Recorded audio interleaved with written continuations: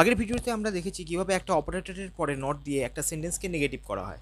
আজকে আমরা দেখব কিভাবে একটা অপারেটর দিয়ে একটা সেন্টেন্সকে ইন্টারোগেটিভ করা হয় বা সেটাকে নেগেটিভ ইন্টারোগেটিভ করা হয়, মানে সেটা পজিটিভ ইন্টারোগেটিভ হতে পারে বা নেগেটিভ ইন্টারোগেটিভ হতে পারে। সো ফর অ্যান এক্সাম্পল, আমরা একটা যদি সেন্টেন্স নিই যে আই গো, এটাকে কি হবে ডু আই গো। তাহলে ডু আই গোতে কি হলো, এই ডু ভার্বটা আমি গো আর গো ভার্বটাকে ব্রেক করে ডু অ্যান্ড গো করলাম, করে সেই ডুটাকে আগে নিয়ে এলাম, এসে ডু আই গো করলাম। আচ্ছা, এটাকে যদি আমি ফার্স্টে করতাম যে আই ডিড নট গো, তাহলে কি করতাম ডিড আই নট গো। সুতরাং দুটো ক্ষেত্রেই কিন্তু নেগেটিভ হোক বা পজিটিভ হোক, আমরা এই ডু ভার্বটাকে যেটা অপারেটর হিসেবে ব্যবহার হচ্ছে এটাকে আগে এনে, প্রথমে এনে তারপর সাবজেক্টটা দিয়ে, অর্থাৎ ডু আই গো, এক্ষেত্রে ডু হচ্ছে আমাদের অপারেটর ভার্ব, তারপর আইটা হচ্ছে সাবজেক্ট। আর ডিড আই গো এক্ষেত্রেও কিন্তু সিমিলারলি ডিড তারপর আই সাবজেক্ট অপারেটর ভার্বের পরে বসিয়ে আমরা কি করলাম, সেন্টেন্সটাকে ইন্টারোগেটিভ করলাম। আচ্ছা, এবার আমরা দেখব বিশেষ কিছু rules. In a question an operator is used before the subject, যেটা আমি বললাম যে ডু আই গো, অর্থাৎ ডুটা কি হলো আই সাবজেক্টের আগে বসলো। Is he honest, is he honest, হিটা হচ্ছে হি ইজ অনেস্ট। যদি আমি যেটা সিম্পল স্টেটমেন্টটা দেখি, তাহলে আমি এই ইজটাকে আগে আনলাম, এনে করলাম ইজ হি অনেস্ট, মানে সে কি সৎ। অর্থাৎ কোয়েশ্চেন ফরমেশন হলো অপারেটর ভার্বকে আগে এনে। এখানে স্পেসিফিক একটা রুলও আমার বলে দেওয়া দরকার। সেই রুলটা কি? এই রুলটা হলো এইটা যে in the negative question not is used before the noun but after the pronoun. অর্থাৎ যখন আমি একটা নেগেটিভ কোশ্চেন করব, আমি কিন্তু পজিটিভ কোশ্চেনের কথা বলছি না, আমি বলছি নেগেটিভ কোশ্চেনের ক্ষেত্রে। Did not mom make mistakes, আমি যদি এই সেন্টেন্সটা নিই, did not mom make mistakes মানে মায়ের দ্বারা কি ভুল, মানে মা কি ভুল করেনি, একদম সিম্পলি বলতে গেলে।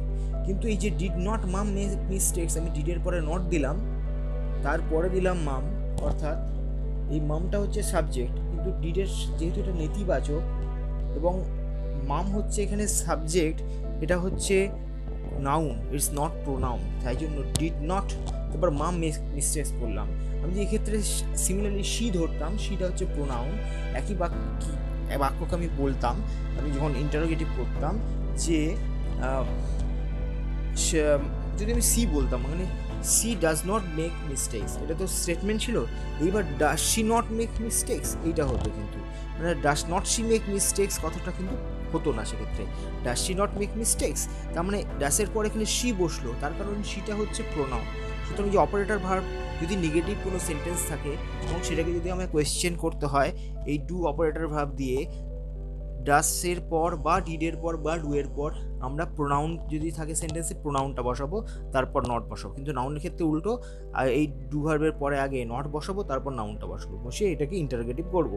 এগুলো হচ্ছে কিছু স্পেসিফিক রুলস যেগুলো আমাদের মাথায় রাখতে হবে। আচ্ছা, সিমিলারলি আমরা যদি দেখি ডাব্লিউএইচ কোয়েশ্চেনের ক্ষেত্রে ডাব্লিউএইচ ওয়ার্ডগুলো কি একবার বলে দিই। হোয়াট, হোয়েন, হোয়ার, হুইচ, হু, হুম, হুস, হোয়াই, হাউ, এগুলো তো ডাব্লিউএইচ ওয়ার্ড। এই ডাব্লিউএইচ ওয়ার্ড দিয়ে যখন আমি কোয়েশ্চেন করব, তখন রুলসটা কি আছে? রুলসটা হচ্ছে যে ডাব্লিউএইচ ওয়ার্ডগুলো কিন্তু অপারেটরের আগে বসে, অর্থাৎ ডাব্লিউএইচ এর পরে কিন্তু একটা অপারেটর ভার্ব বসবে যদি আমি কোয়েশ্চেন করতে। একমাত্র আমি যদি বলি এক্সেপশন, তাহলে হচ্ছে হুস। হুস ছাড়া হুসের পর নাউন বসবে, কিন্তু হুস ছাড়া বাকি যে ডাব্লিউএইচ ওয়ার্ডগুলো আছে তারপরে কিন্তু আমাকে একটা করে অপারেটর ভার্ব বসাতে হবে, তবেই আমি কোয়েশ্চেন করতে পারবো। সুতরাং অপারেটর ভার্ব এখানেও লাগবে, কারণ অপারেটর আবার বলে যে আগের ভিডিওতে আমরা বলেছিলাম auxiliary and operator verb both verbs are same verbs, but it is the name is given to them according to the use they have in the specific sentences. So the verb is a same verb, can be an operator verb or a auxiliary verb according to the use in the sentence. If it is used for forming the tense of the sentence, then it is called the auxiliary verb. And in contrast, if the verb, what you're saying, operator or auxiliary verb is used to specify or to assist the negative sentence or to make question of that sentence, then it is called the operator verb.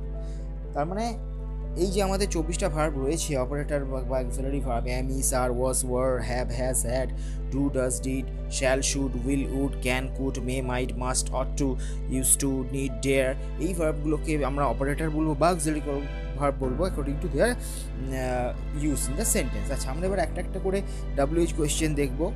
WH question দেখে দেখবো যে example স্বরূপ যে না তারা একটা করে operator verb নিচ্ছে কীভাবে। আচ্ছা, আমি তো একটা সেন্টেন্স বলি, his father is a doctor. এটা কোয়েশ্চেন কী করবো আমি, হোয়াট ইজ হিজ ফাদার, তাহলে ইজটা কী হলো, হোয়াটার পর একটা অপারেটর ভার্ব বসে আমি এটাকে কোয়েশ্চেন করলাম। আচ্ছা, when did it take place, আমি যদি বলি টু প্লেস অ্যাট 10 AM, মানে ঘটনাটা 10টার সময় ঘটেছিল সকাল, তাহলে কোয়েশ্চেন হবে when did it take place. তাহলে আমরা যখন সিম্পল টেন্স, আমরা যখন মানে বাক্যটা দেখলাম ইট টুক প্লেস, টুক মানে হচ্ছে টেকের পাস্ট টেন্স, তাহলে টুকটাকে আমরা ভাঙলাম কি টেক প্লাস ডিড। এইবার হোয়েন ডিড, হোয়েনের পর আপনার ডিড বসলো, when did it take place হলো, ঠিক আছে। আচ্ছা, I saw the boy last in June, when did you see the boy last. একই রকমভাবে ডিডটা কি বসলো, হোয়েনের পরে বসলো। Where, I live in Kolkata, where do you live, এটাই কোয়েশ্চেন। হোয়ার ডু হলো, which bird does he want, he wants the bat, which bat does he want. Who দিয়ে একটা দেখি, none can escape death, who can escape death, খুব সহজ। Whom দিয়ে দেখি, I saw his son, whom did you saw, whom did you see, whom did you see. একমাত্র যদি আমি হুজ দেখি যে this is my pen, question করি হুজ পেন ইজ দিস, তাহলে হুজ পেন ইজ দিস, তাহলে হুজ পেন ইজ দিস, তাহলে whose, তারপর সাবজেক্ট, তারপরে অপারেটর ভার্ব।